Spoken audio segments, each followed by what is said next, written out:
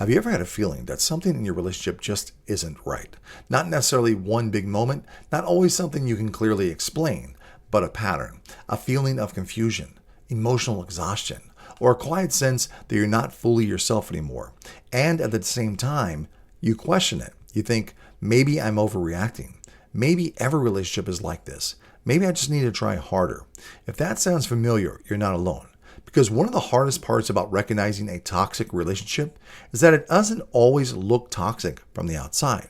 Sometimes it doesn't even always feel toxic all the time. There can be good moments, connection, chemistry, which makes it even more confusing. So how do you actually know? Let's break it down. A toxic relationship isn't defined by a single argument or disagreement. Every relationship has conflict. Let me repeat that. Every relationship has conflict. But toxicity shows up in patterns, especially patterns that consistently leave you feeling worse, not better. One of the clearest signs is emotional inconsistency. One moment things feel good, the next they feel distant, tense, or unpredictable.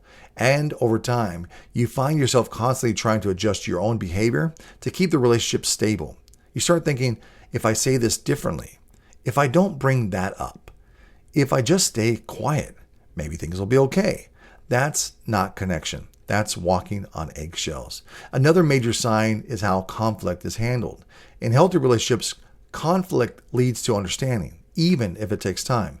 But in toxic relationships, conflict often leads to blame, deflection, shutting down, or manipulation. Instead of resolving the issue, the conversation leaves you feeling unheard, dismissed, or somehow responsible for everything. And over time, that erodes your ability to trust your own perspective. There's also the issue of control. And control isn't always obvious.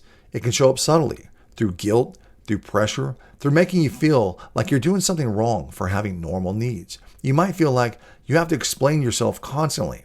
You can't fully be honest without consequences. Or your independence is slowly being reduced. And the difficult part is, it can happen gradually. So slowly that you don't even notice how much you've changed until you look back. Another important sign is how you feel about yourself in the relationship. Not just about how you feel about your partner, but how you feel about you. Do you feel confident, respected, supported? Or do you feel anxious, drained, questioning your worth? Because healthy relationships tend to reinforce your sense of self. Toxic ones tend to diminish it. You may also notice patterns like your feelings being dismissed, your boundaries not being respected, or your concerns being turned back on you. Over time, this can create a dynamic where you stop expressing yourself altogether because it feels easier than dealing with a reaction. And when you reach that point, you're no longer fully showing up in the relationship. You're adapting to it.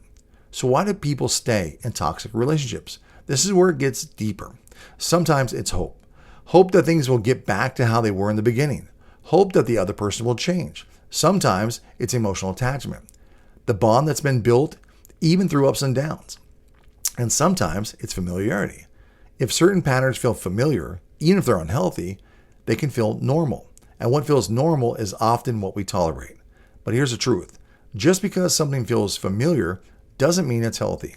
And just because there are good moments doesn't mean the overall dynamic is good for you. So what can you actually do if you think you might be in a toxic relationship? The first step is awareness. Start paying attention to patterns, not just isolated moments. How do you feel most of the time? How are conflicts handled? How does a relationship impact your mental and emotional state? The second step is honesty with yourself.